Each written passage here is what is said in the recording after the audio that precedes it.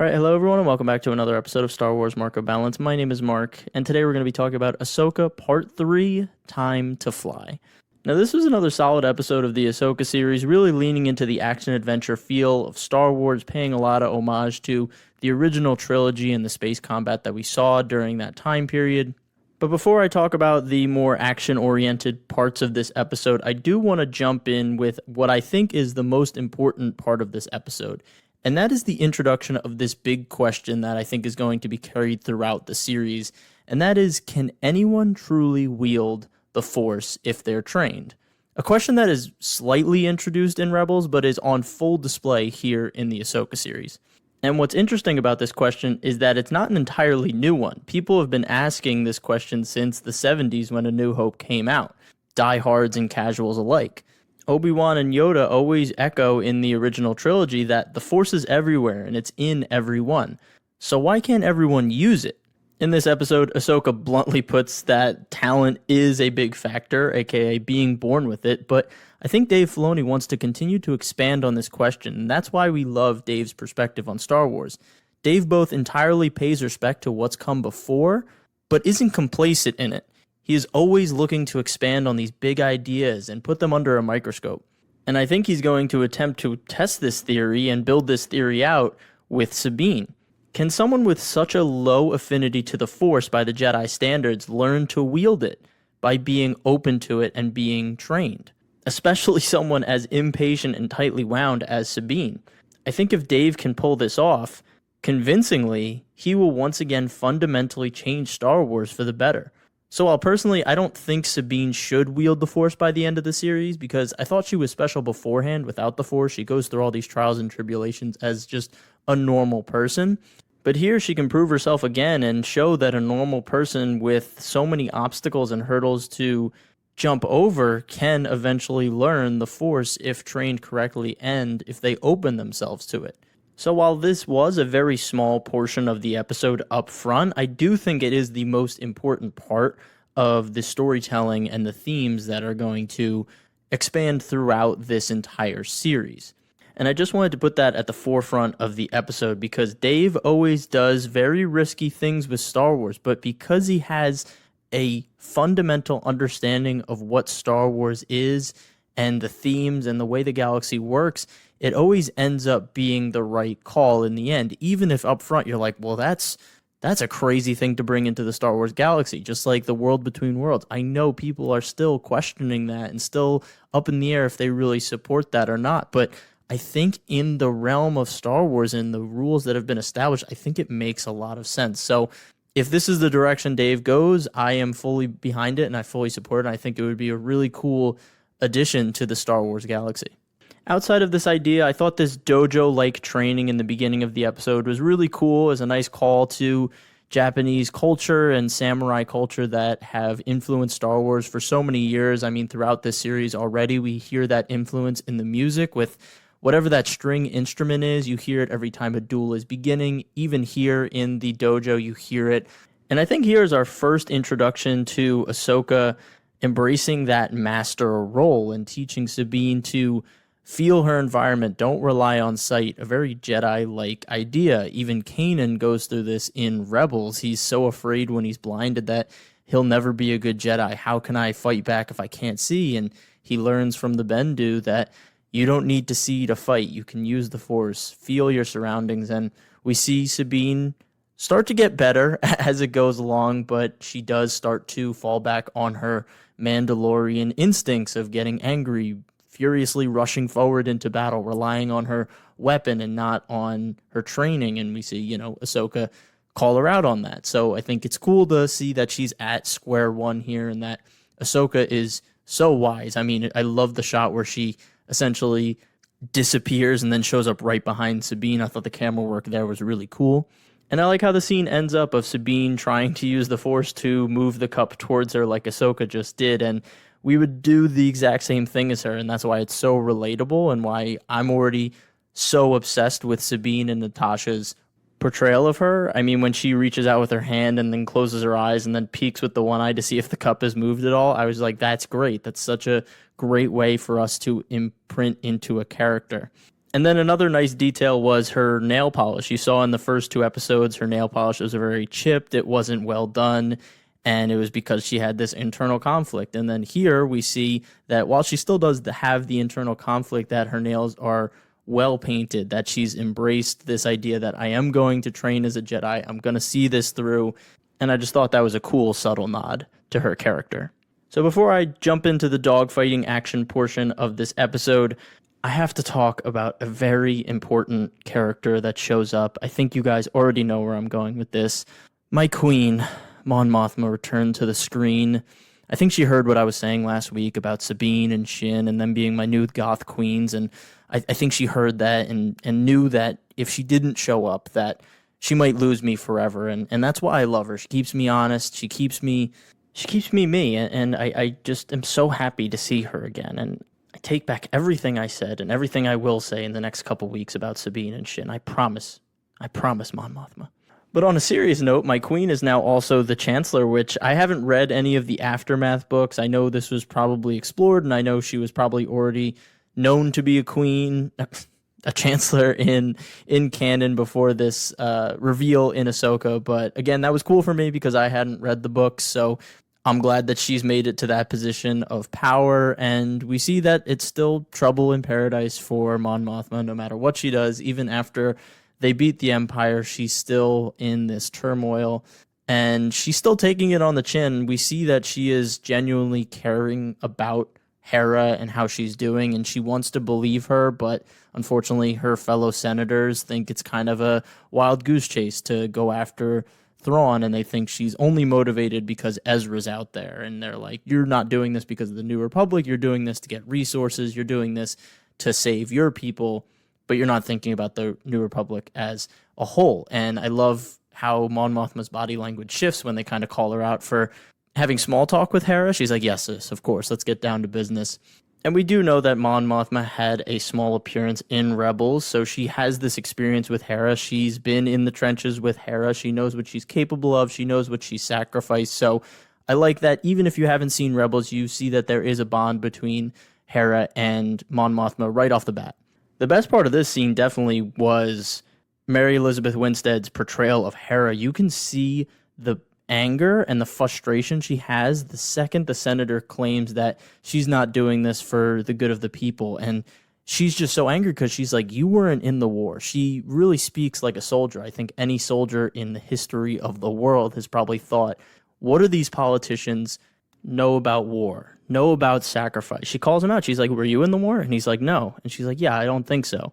You know, these senators weren't a part of this uprising, this rebellion, and now they're kind of taking advantage of it to get into positions of power.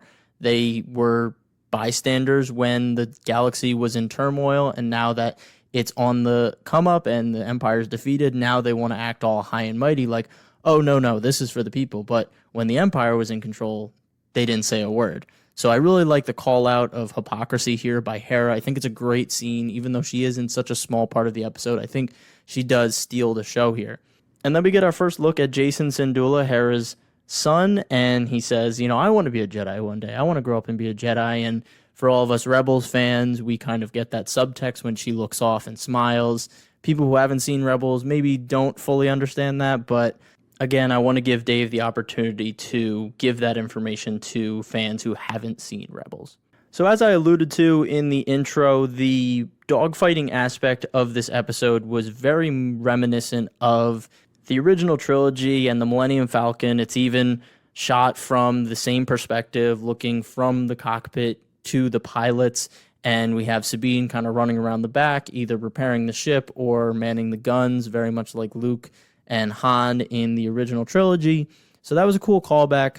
I also think there's some pseudo callbacks here to the sequel trilogy, actually, especially with the maneuver where Sabine tells her to dive, and then it gives the tail gunner a perfect view of all the ships behind them, and she's able to take them out. That very much reminded me of when the turret gets stuck in the Millennium Falcon in Force Awakens, and Poe kind of tells her to dive, and then his stuck turret lines up and he's able to destroy the TIE fighters behind them. So I don't know if that was Dave's intention there, but I thought it was nice for sequel fans to kind of get that recognition.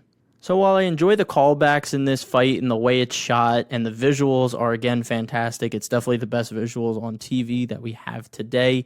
I do think there is a general lack of tension through most of this dogfight because Shin and her fighters don't really seem to be doing that much damage no matter how much they hit them. And I know Ahsoka's ship is a lot bigger, but I felt like even in the original trilogy when TIE fighters were hitting their ship, the ship rattled and rolled and it shook and they were scared every time there was an impact. But here, it felt like every laser bolt that hit their ship, it didn't really do that much. And I just think that didn't bring a lot of tension, and it felt like Shin and the other fighters were just shooting at them the whole episode and they weren't causing any damage. There was only really any damage when Morgan Elsbeth shoots from the installation, the hyperspace ring. And I think that was my main gripe, is I just wish that there was more tension. I think it does eventually get there when Morgan Elsbeth shoots them down and they're kind of stuck dead in space and Shin's kind of bringing from the rear and Sabine has to repair the ship while Hugh Yang is out and Ahsoka goes out and moonwalks on the side of the wing. I think there's a little bit more tension because they're kind of sitting ducks, but again, Shin and the other ships don't cause any significant damage. I don't know why they would shoot at Ahsoka on the wing and not shoot the ship itself. Again, these are probably nitpicks because I do really like the idea of Ahsoka just being out on the wing and deflecting blaster bolts. Like, that was really cool. And then she does her moonwalk thing, which kind of reminds me of Leia in The Last Jedi. Again, not sure if that's intentional or not. But yeah, I just wish Shin and the other fighters did more significant damage to the ship because it felt like they were just not useful at all. I think the saving grace for them is that Shin's performance by Ivana is so good. She's so calm and calculated. Even when they're failing, it's not like she's getting angry and there's not this typical dark side rage where it's like, damn it, we missed. Damn it, how did we not shoot them down? What are we doing? She was just very even-keeled the entire time, and I think that makes her even more intimidating. Even though she's failing her mission, like, she's not getting flustered by it, which I think is great, and I'm excited to continue seeing her be that badass character.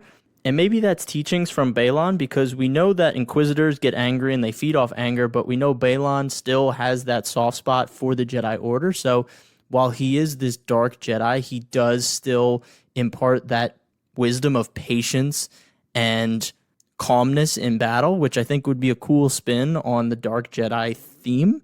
So again, while I'm nitpicking here, I do think this is a fun portion of the episode. I just wish there was a bit more stakes throughout. I forgot to mention there was a nice callback to A New Hope when they're like, there's an unknown facility on the other side of the planet. Oh, is it a Star Destroyer? And it comes over the top, and it kind of reminds you of the Death Star the first time you see a Death Star. But this really brings me to my theory that I mentioned last week about Morgan Elsbeth and really her motivations for bringing Thrawn back, because in Mandalorian Season 3, we see that a lot of the Imperial Remnant fleet are waiting for Thrawn. They are expecting Thrawn to come back and lead them. So why would Morgan Elsbeth not reach out to other members of the Imperial Remnant and say, hey, we have this hyperspace ring. We know where Thrawn potentially could be. You should bring your fleets here to protect the hyperspace ring so that the New Republic can't destroy it and they can't stop us. It's very interesting that there are no Imperials here defending the hyperspace ring. So that leads me to believe that Morgan Elsbeth is working on her own. She is not working with the Empire like she claims she is. Or at least it's not as black and white as she's making it seem, that she's trying to bring Thrawn back to unify the Imperial Remnant. I think she has her own game, her own power play. And again, I'm not even convinced that her and Thrawn are in communication or that they are that close of associates, because we've never heard of her. We've never seen her in any of the Thrawn canon books, and we've never seen her in Rebels. I know Thrawn's a Grand Admiral. I know he has a lot of connections. We can't know all of them from canon, but I do still think it's pretty fishy, and I'm interested to see where they go with this, because I think that was very telling that there was no Imperial presence here for the hyperspace ring. And another piece of information that we got this week relating to my predictions from last episode was around the Purrgil and their migration patterns. I was very interested into why a star map would have this perfect pattern directly to another galaxy, and they know that's where Thrawn and Ezra are. It would only make sense if the Night Sisters or this ancient civilization used to watch these patterns of the Purrgil to exit the galaxy, and it would make sense that maybe this planet was their jumping off point, and that's why we saw Balon look up and he saw Purrgil, and that's why they know where Thrawn and Ezra might be now, because the Purrgil kind of follow a similar path. And Hugh Yang also talks about these really cool intergalactic star lanes that were from thousands of years ago. I think, again, that's so cool when they add history to the galaxy, millennia of history to the galaxy. It's very refreshing since we've been kind of in the same 50-year age of Star Wars for so long. It's nice when they call back to ancient times. So that was a really cool line right there.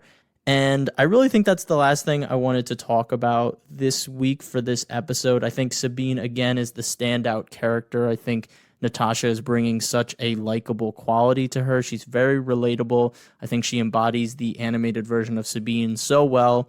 Again, I know people are thinking that Rosario and Ahsoka are a bit stiff right now, especially if this is your first introduction to the character of Ahsoka. But we see that she's skilled. We see that she's starting to open up to being a teacher again. I think there's a long way to go with Ahsoka's character.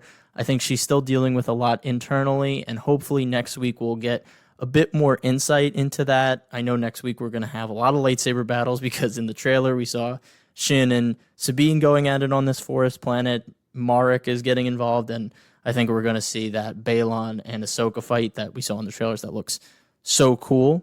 And so while I did have some nitpicks about the dogfight itself and the lack of tension, I still do think this was a fun action-adventure episode that calls back to those old dogfights that we saw in the original trilogy. And I'm able to let these nitpicks slide a little because it is still moving the story forward. This isn't a side quest. This isn't just like a poorly written side quest to fill up another episode. So I'm able to kind of brush those off a bit more. I think Shin, again, is so good at portraying this even-keeled dark Jedi that it makes even her failures still feel intimidating.